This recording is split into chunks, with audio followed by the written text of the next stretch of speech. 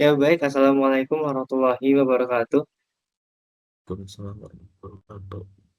Jadi pada kesempatan kali ini, kami dari kelompok 2 akan mempresentasikan ujian akhir semester Machine Learning dengan judul pengelompokan kebahagiaan negara menggunakan clustering untuk pemahaman global tentang tren kebahagiaan. Nah, jadi kami ada 3 mahasiswa yang terdiri dari Angel Natasha Lumban Tombing dengan NIM 2022-31004. Selanjutnya Alfian Rismandi dengan NIM 2022-31005 dan terakhir Raffi Ramadan Gifari dengan NIM 2022-31013. Oke, Oke, untuk latar belakang dari kelompok apa? Untuk latar belakang dari presentasi kami mengambil judul pengelompokan kebahagiaan negara menggunakan clustering untuk pemahaman global tentang tren kebahagiaan. Karena kebahagiaan adalah indikator utama dalam kesejahteraan global yang juga relevan untuk semua negara. Analisis ini mengungkapkan tren kebahagiaan tiap negara dan pola globalnya melalui pendekatan berbasis data yang objektif menggunakan metode clustering. Dengan fokus pada hasil yang praktis dan inovatif, penelitian ini memberikan wawasan penting bagi pembuat kebijakan, peneliti, masyarakat umum, dan juga masyarakat umum untuk memahami perubahan kebahagiaan dan meningkatkan kesejahteraan bersama. oke.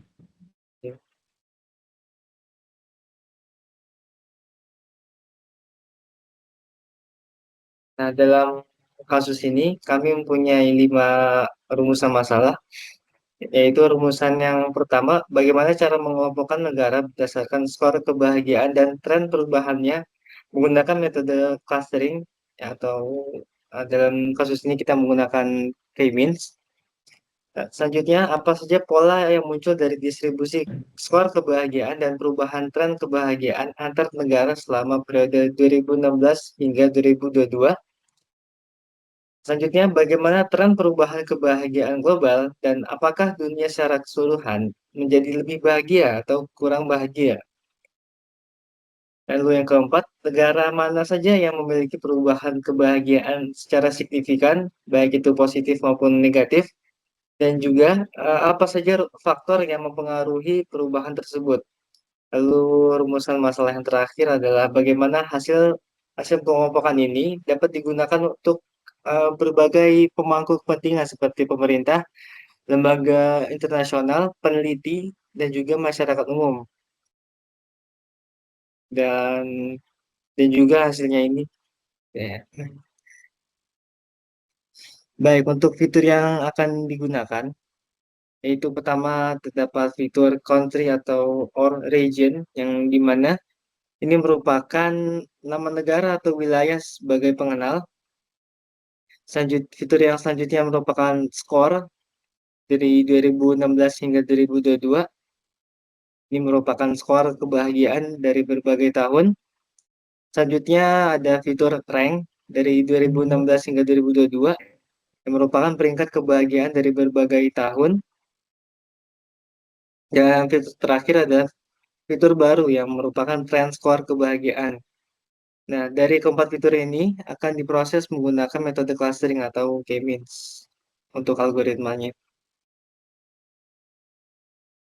Lalu adapun manfaat penelitiannya, yang pertama adalah analisis lanjutan.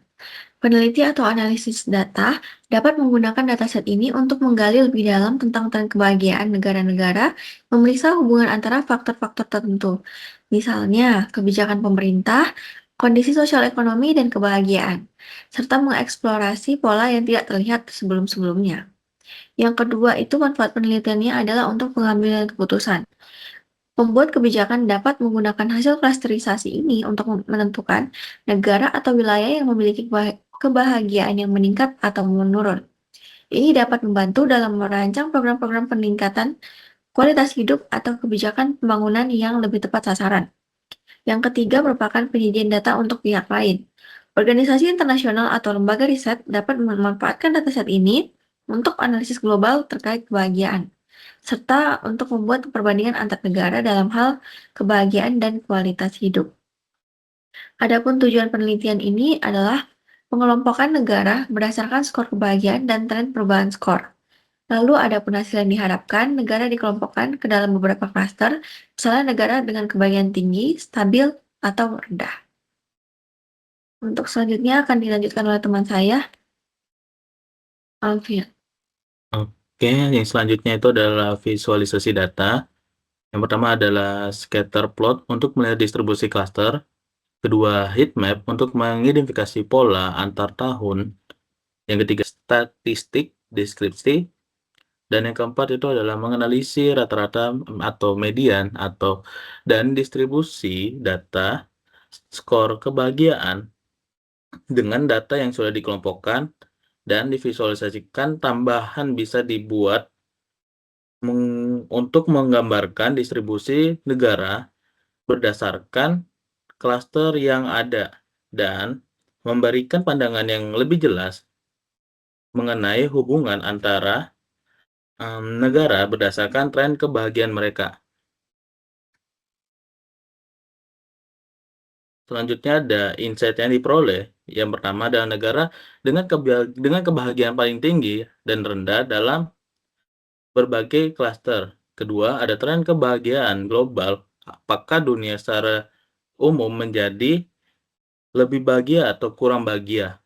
Ketiga, ada identifikasi negara perubahan kebahagiaan yang signifikan atau positif atau negatif. Yang keempat dan terakhir adalah pengaruh rata-rata skor tahunan terhadap clustering. Apakah negara dengan fluktuasi tinggi cenderung lebih rendah dan kebahagiaannya? Selanjutnya ada kesimpulan. Kesimpulannya itu adalah mengekspor data ini sangat berguna untuk menganalisis lebih lanjut pengambilan keputusan berbasis data dan memperluas pemahaman tentang dinamika kebahagiaan di berbagai negara. Data yang dikelompokkan biasanya digunakan untuk membuat laporan yang lebih informatif dan untuk merencanakan intervensi atau program-program yang lebih spesifik berdasarkan hasil klaster.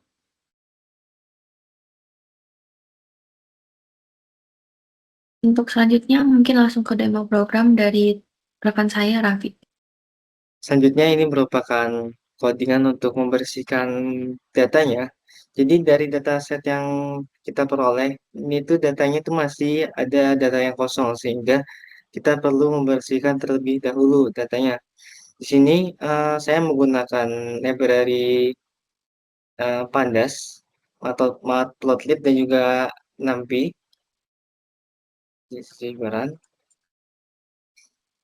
Oke, ini sedang proses. Nah, pada bagian ini merupakan deklarasi variabel untuk datasetnya. Di sini kita menggunakan pd.readCSV dengan namanya ini happiness dataset. Nah, dikarenakan di dalam dataset ini dipisahkan oleh tanda koma, sehingga saya memberikan penanda koma. Di sini kita panggil ulang. Ini dapat terlihat.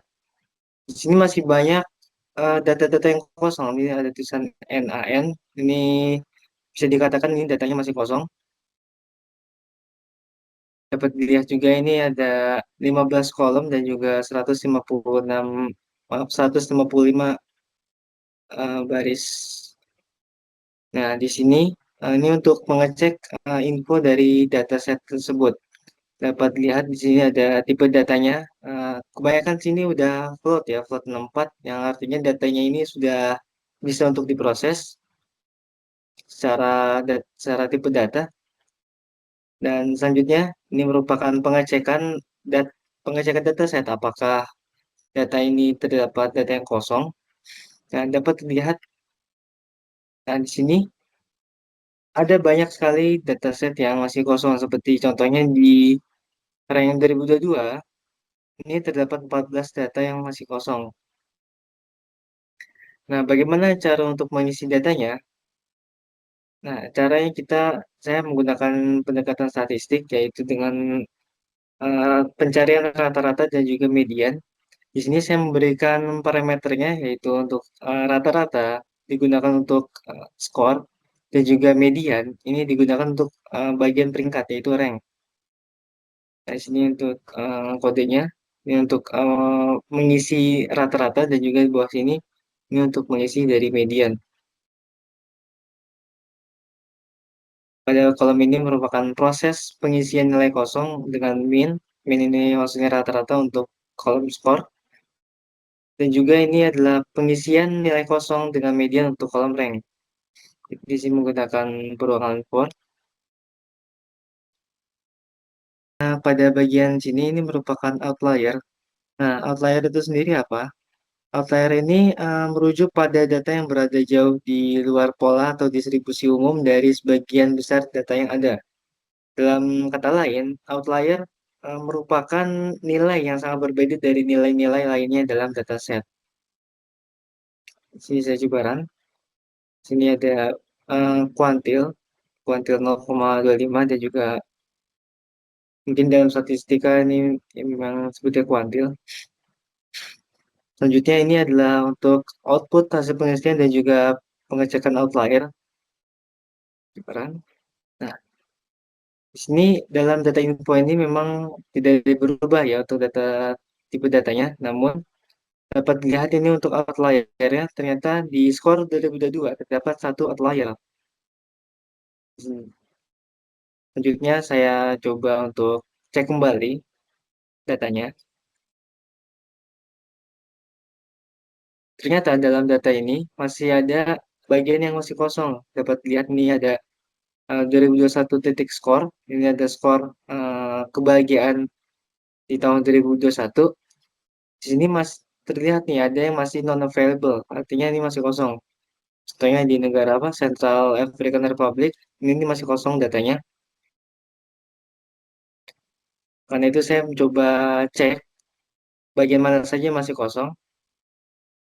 Ternyata memang benar di 2021 skor, ya ini masih kosong. Ternyata ada 13 data yang masih kosong.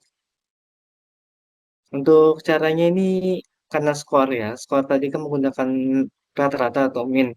Sehingga saya menggunakan cara yang kurang lebih sama seperti pengisian yang tadi. Pengisian nilai kosong untuk min.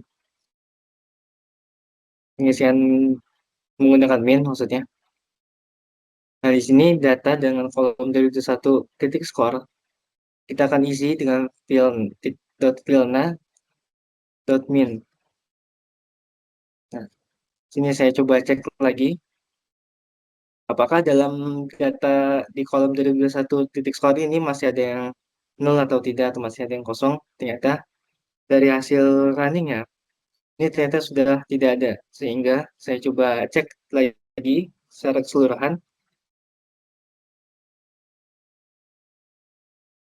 Ternyata dapat dilihat di sini seluruh kolom dalam dataset ini nilainya sudah terisi semua. Nah, ini saya coba cek lagi. Nah, dapat dilihat dari atas sampai bawah ini sudah kurang lebih semuanya sudah terisi. Dilihat dari sini juga sudah kosong semua, makanya ini sudah terisi. Tapi dalam dataset ini kan banyak ya, banyak digitnya nih. Nah, saya di sini saya coba untuk batasin juga digit desimalnya menjadi 3 untuk semua kolom dengan nama skor, karena bisa dilihat nih skornya ini, data di belakangnya ini terdapat 0 ya. Nah, sehingga saya coba untuk batasi.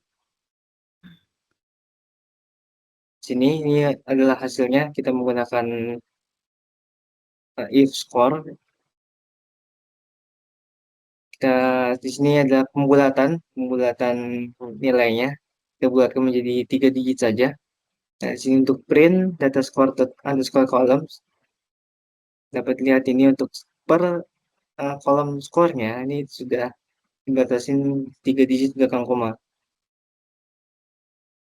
Terakhir, ketika datanya ini kan saya akan ekspor lah ya.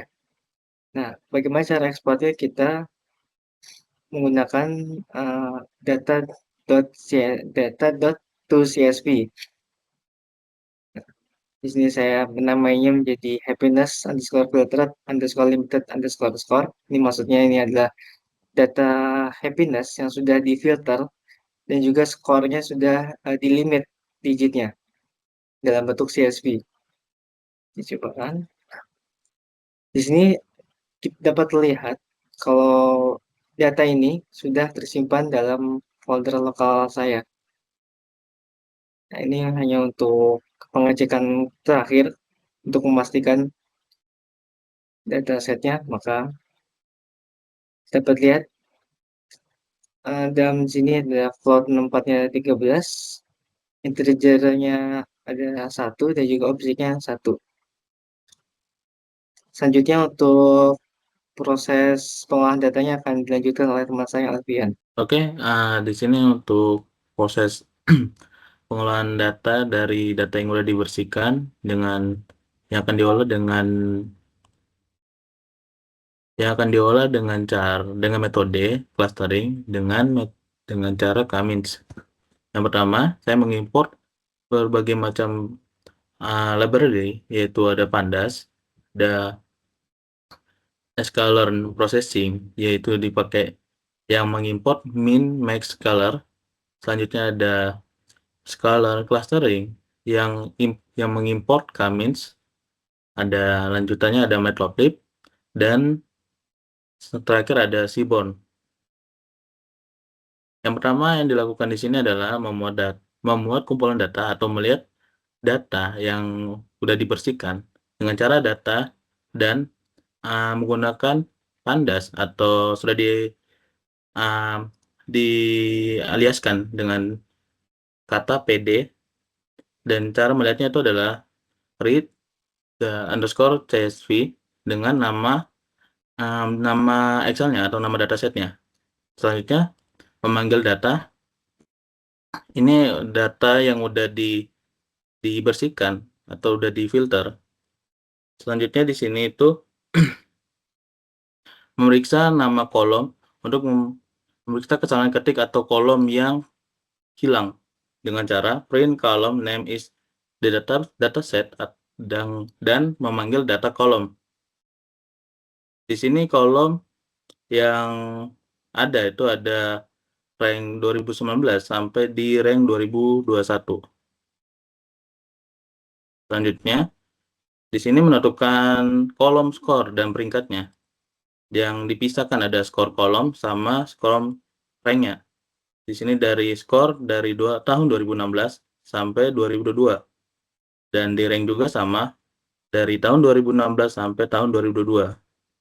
Selanjutnya, di sini memeriksa apakah kolom peringkat ada data dengan cara missing rank kolom, memanggil kolom dari kolom rank, dan menggunakan data kolom. Dan di sini yang data yang tidak ada yaitu data di rank 2016.